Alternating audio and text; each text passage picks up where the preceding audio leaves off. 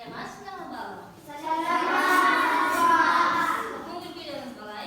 Жақсы. Ендеше балалар, біздер қазір сабағымызды тыныштық сәтімен бастаймыз.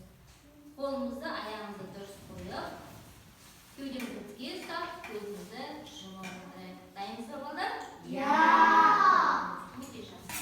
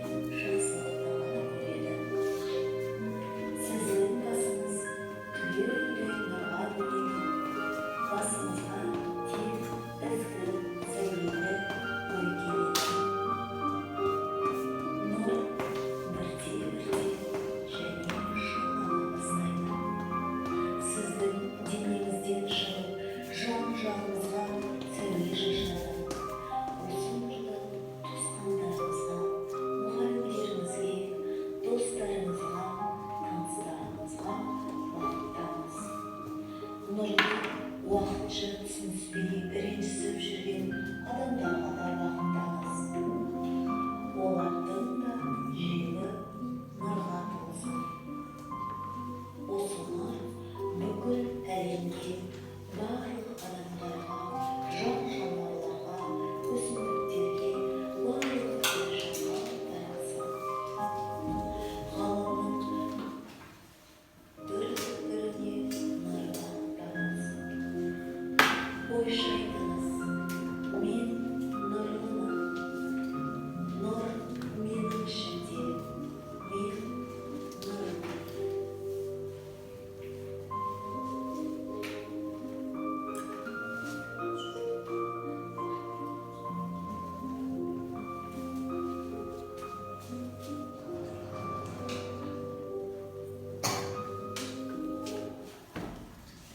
Балалар, қандай әсер береді? Керемет, әсер болды ма балалар? Балалар, енді біздің бүгінгі сабағымыздың тақырыбы туған жердің табиғатын сақтауды үйренеміз деген тақырып. Кітаптан ашып қойып балалар, солай ма? Балалар, енді біз өзін ұстау сабағының ескі ережесін айтайықшы балалар.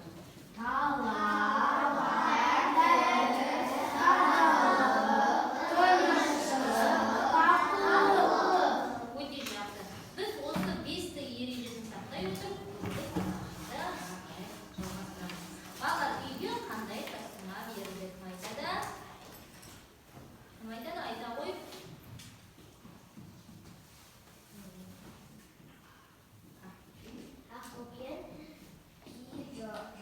Өте жақсы. Ақбөкен, киелі жануар деген тақырыпты үйге берген. Енді осы тақырып бойынша сіздердің қаншалықты дайындалғандарыңызды сұрақтар арқылы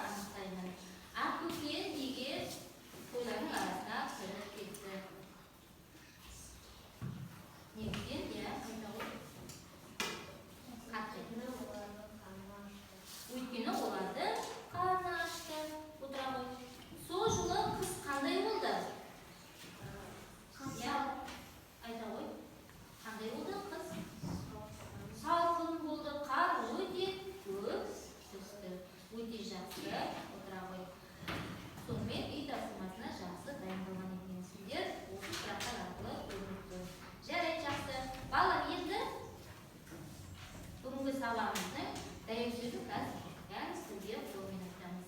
Біздің бүгінгі сабағымыздың дәйек сөзі табиғат, жер байлығы, батырлар, ел байлығы. Бәріміз бірге айтайықшы. Табиғат, жер байлығы, батырлар, ел байлығы. Тағы қайталап жіберейікші. Табиғат, жер байлығы, батырлар, ел байлығы. Өте жақсы. Біздер табиғатты өзіміздің туған жердің табиғатын сақтауды үйренеміз. Қалай сақтау керек?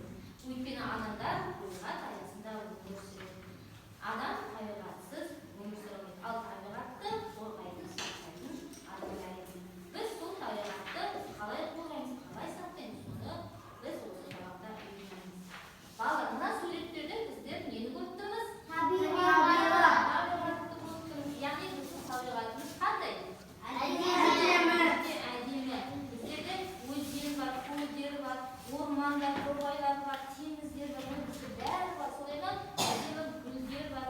Біз осы табиғатты не істеуіміз керекпіз? Сақтауымыз керекпіз. Яғни табиғатты бүлдіруге болмайды. Өйткені біз адамдар, жануарлар болсын, барлығы табиғатсыз өмір сүре алмайды. Яғни табиғат біздің қорғаушымыз. Солай ма? Біз табиғаттың арқасында өмір сүреміз. Адамдар не керектің барлығын табиғаттан алады. Күнделікті ішіп отырған сүтімізді де біз табиғаттан аламыз. Сүтті неден аламыз балалар?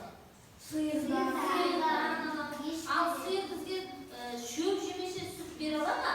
Бере алмайды. Яғни шөпті қайдан жейді ол? Жерден жейді, солай ма? Яғни табиғатта шөп өсіп шығады. Міне осы өсіп шыққан шөпті сиыр жейді де бізге не береді? Сүт. Біз жеп отырған нанды да табиғаттан аламыз. Яғни жерден аламыз балдар. Ол біз нанды қалай аламыз? Ол не егеміз бірінші? Бидай егеміз, дұрыс. Бидайды біз қайда егеміз? Жерге егеміз. Ол табиғат аясында өсіп шығады екен. Біз бидайдан ұн жасап, ұннан Нан жасаймыз. Темірді де біз табиғаттан аламыз. Сол темірден біздер машина жасаймыз, автокөлік жасаймыз, тағы сол сияқты құрылыс саласында темір өте көп керек екен. Міне біздер осы темірді осы табиғаттан жерден алады екенбіз. Яғни табиғат біздің анамыз, қорғаушымыз. Сондықтан да біз табиғатты не істеуіміз керек? Қорғауымыз керек. Өте жақсы. Балалар, енді мен сіздерге талшылық деген әңгімені айтып берейін. Тыңдағаныңыздар, иә? Содан кейін сұрақтар арқылы талқылаймыз. Ермек деген оқушы терезеден қарап отырса, бір-екі оқушы сыныпта талшылықтағы отырғызып жатыр екен. Жасшылықтар, яғни ол жасшылықтар білесің қандай екен? Өте әдемі, жапырақтары қалың, талшылықтарды отырғызып жатыр екен. Ол терезеден бақылап отырады. Бұл балалар қашан отырғызып болады екен деп.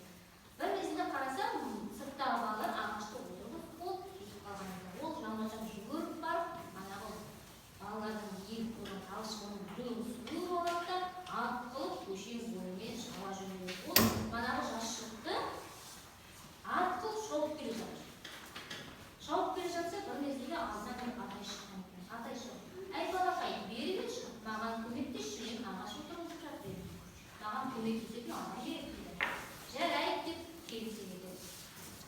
Атай өзінің ауласына талшылықтар отырғызайын деп дайындалып жатыр. Талшылықтарды әкеліп қойған екен. Ол енді атаға көмектеседі. Ағаш отырғызады, шұқанақтар қазады. Ата оған жасшылықты ұстап тұрады. Ол түкес ұстап тұрады. Ата топырақты шұқанаққа салып, бір емес бірнеше талшылықты егіп отырғызған екен.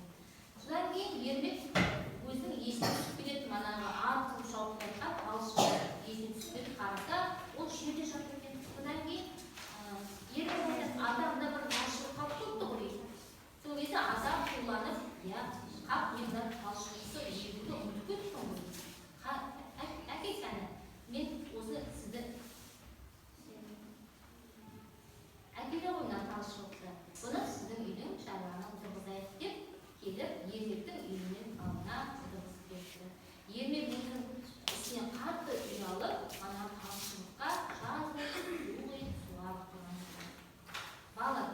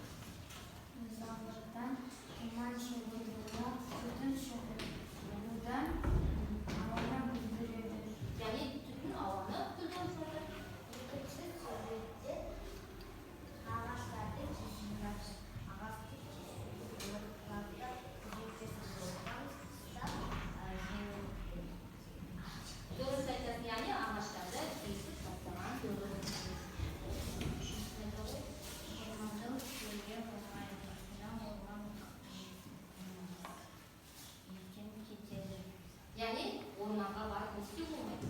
O'z javobida bo'lmaydi. Ya'ni bu talablarga o'tishasi, kelasi kurikulum bo'yicha ish o'qish shamoyili.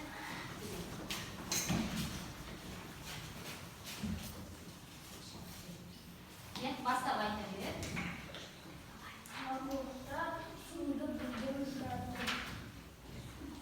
Suvda buyruq bo'lmaydi.